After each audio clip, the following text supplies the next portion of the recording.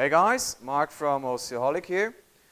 Today I have a video review for you on the new Fractal Design Meshify C. The Meshify C is basically built on the defined C and a little modified towards a high airflow design, plus it comes with a tempered glass side panel. So yeah, let's jump in and have a quick look around the case. So first and foremost, there is the tempered glass side panel. As already said, it allows you a nice, clean, clear look at all the components, your precious hardware you have inside your case. And then quick look at the front shows this like mesh front, from which like the name Meshify actually derives. Yeah, as I said, it's optimized for a high airflow design. So the one pre-installed 120 mil fan, which is directly behind this mesh panel, can like suck in the air really nicely, allowing for very good air circulation. Yeah, moving on to the right-hand side of the case, we have a standard sheet metal plate, very like unflamboyant to say the least. Yeah, and moving to the back, we see the space for another 120 millimeter fan. We have 7 slot bezels, which is like typical for a rather small ATX case. Plus, there is the space for the power supply, and here you can mount it on. With this case, you mount the power supply on a adapter and then slide it in, which kind of like makes the installation a little bit easier because you can install this adapter plate beforehand, and then afterwards you just use the thumb screws to hold the thing in place. So yeah, a quick look at the top shows that there is another big mesh, as you can see up here. This one's like actually removable. It's a magnetic dust filter. And then what's really cool about the entire case when it comes to like the different spots to install the fans are those oval holes, which allow you to like, especially if you put like water cooling gear such as an all-in-one or custom water cooling gear in place, you can put the radiator with the fan already in place and then slide it back and forth to find the best position so it doesn't collide with anything. This really allows for some sort of flexibility and makes the whole installation process a little easier and quite a bit more comfortable to get it done. So yeah, also at this point we have like the I/O connectors panel. We have 2 black USB 3 ports over here. Then we have a headphone and a microphone, mini jack port, plus the reset button and the power button apparently. So, and then a quick look at the bottom of the thing. There is another huge like dust filter covering the entire bottom area, which is again very, very easy to remove. You just slide the whole thing out and then you can clean it straight away. And like this, it's also clearly visible that the power supply can suck in fresh air from the bottom so it doesn't run hot, which is basically a de facto standard these days. Yeah, let's put this one back in place and remove the tempered glass side panel. And there is actually a nice feature to this side panel. And that is, I guess you can see it on the outside, there is this black frame. So basically if you remove the side panel and put it back on, and you will inevitably, you will leave fingerprints on the glass, except you're wearing gloves, or in that case you might leave like some cloth fiber on it and it's also visible. I mean, you can see absolutely everything on tempered glass. That's a bit the disadvantage of this. I mean, it looks awesome, but it's yeah, you might be cleaning it every once in a while. So no, nevertheless, you have this black frame around, so if you touch it on the inside, you don't see the fingerprints on the outside. So you don't end up cleaning the the side panel on the inside as well after having installed it, and so on and so forth. So that's really cool, nice and handy feature. Apart from that, there is some like noise dampening material on both sides, so the whole box doesn't start rattling like a whatever cage. So yeah, let's have a look on the inside of this thing. As I said, you can install ATX motherboards. Let's go with one over here. And it's really like, they fit just perfectly. I mean, it's not that this is a big case, absolutely not. But that there is, I mean, absolutely not. I mean, it's really compact, and that on its own has a lot of advantages. And it's really nice to see these days that the vendors are going like smaller form factors with the case, especially since they don't have like the ODD slots anymore. They can save so much space in depth, or depth-wise. So yeah, as I said, ATX motherboards fits easily, but I mean, it's a 7-slot design, so you won't be putting a graphics card in the bottom slot. But since 3-way and 4-way SLI systems the support for 3-way and 4-way systems has been cancelled anyway, this is not really gonna happen anymore. So yeah, let's take this one out again. As I said, the front comes with a pre-installed 120mm fan. It's Fractal Design's, what do they call it? Dynamic X2 GP12 120mm fan with a maximum of 1200 RPM.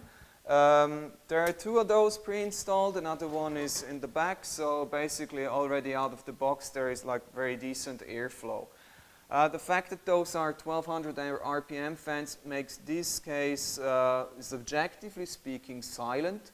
When I measured it, I measured about 35-ish decibels, which is really, subjectively speaking, silent to my ears. But since everybody has a bit of a different perception on this, yeah, it's always a little tricky to quantify noise level results.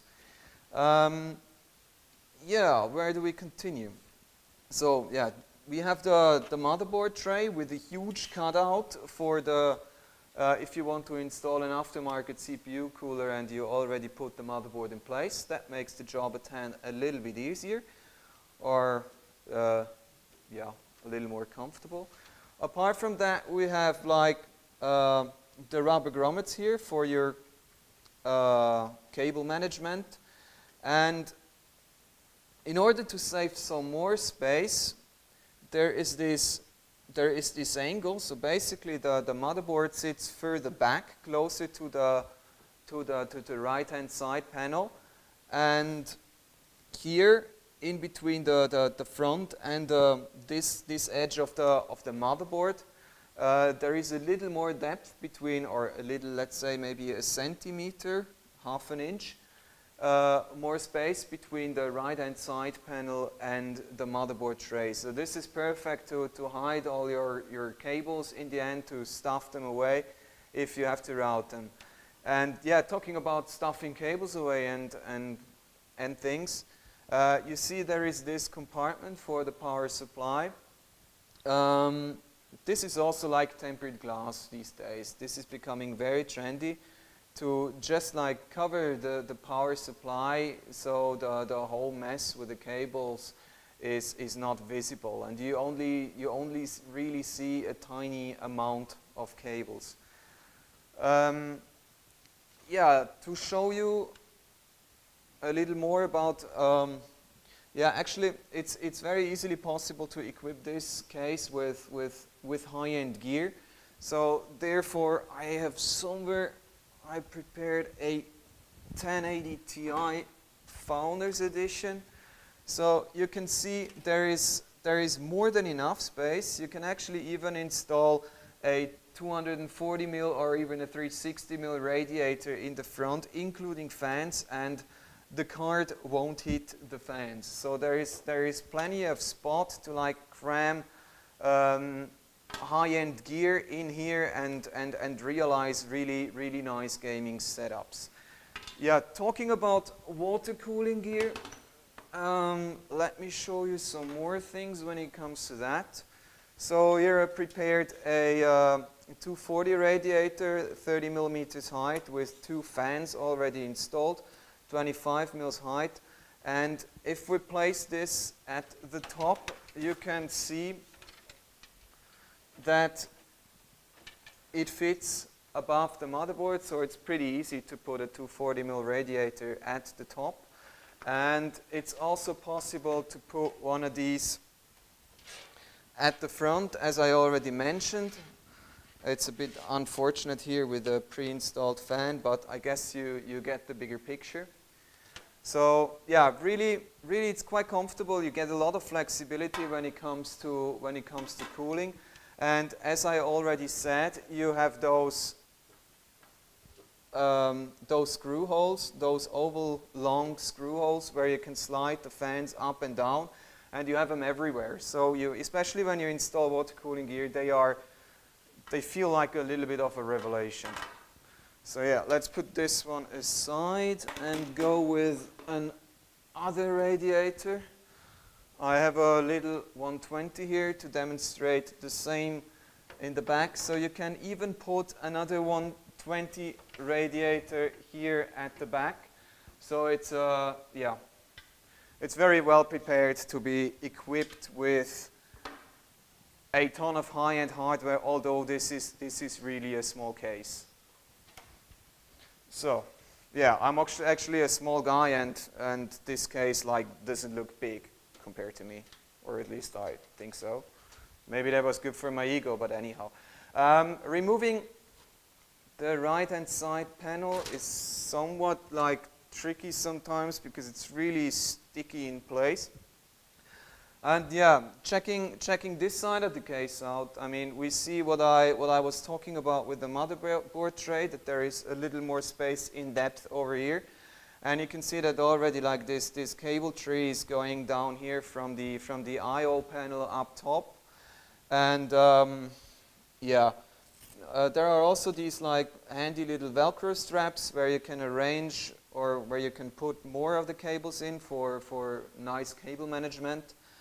And yeah, going on, there is this adapter plate. You can put up to 3 2.5-inch drives up here. May those be hard drives or SSD, that doesn't really matter. Furthermore, there are 2 hard drive carriages down here in the bottom, which are like, yeah, easily removable. And then, yeah, there are also some rubber grommets to like remove vibration, or some of the vibration. Yeah, slide that bad boy back in. And yeah, pretty neat design. Also these two eyelets here for more cable management for your CPU cable, for instance. And yeah, what else we have here? Many cable tie loops. Personally, I really like them because I like to build very clean systems with nice cable management. And those cable tie loops, they're always really helpful in doing so. So yeah, to demonstrate to you like a little bit more on the size of this case, let's place a power supply at the bottom. So this is basically a Seasonic Titanium Prime unit, which is anything but small. So yeah, let's first slide the cables in, or some of the cables. And you can see, I mean, the whole thing, it fits perfectly. There is still like 5 to 6 centimeters of clearance, so let's say about 2 inches, maybe a little bit more. Power supply fits perfectly. In this case, it's mounted that the fan is at the bottom, so it's sucking in like fresh air from the bottom. You can easily do the cable management by sliding the ATX cable, for instance, through this this eyelet, and like the CPU cable would go, this was a PCI Express cable. The 8-pin CPU cable would go up here, for instance, depending on your motherboard. And then you have the PCI Express power cables, which you can also route like through here. So let's take this thingy out again. And I want to show you the last feature actually, which is also pretty cool. So you might remember I've been talking about the possibility of installing a 360mm radiator here in the front.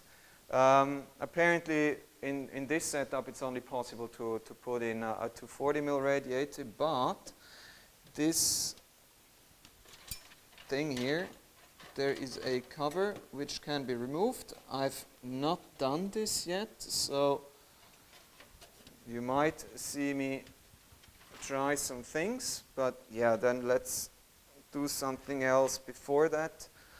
Let's remove the front, because if you want to clean the dust filter that's installed in the front, you have to remove it first, and then you can like access that that dust filter. But that's always kind of like, it requires a little force in the end by pushing these pins together. Yeah. A little force was helpful on this one.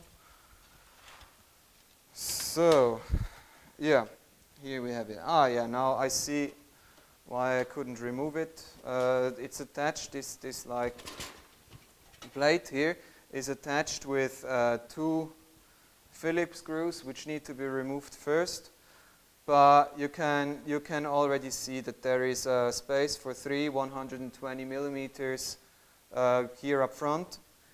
So as soon as this one's removed, you can also place a 360mm radiator. Apparently you have to remove the hard drive cage at the bottom as well. But yeah, most of the time when you go for such high-end builds with custom water cooling, it's quite likely that you're going to spend a little more money on a large SSD, may it be a standard SATA drive or an M.2, and then you usually don't really require a hard drive anymore to store your data. So yeah guys, that's my video review on the Fractal Design Meshify C. I hope you liked it. If you have any suggestions, please leave them in the comments. Otherwise, yeah, if you've not already done it, please hit the subscribe button, like the video if you liked it, and yeah, hopefully I see you another day. Have a good one, bye-bye.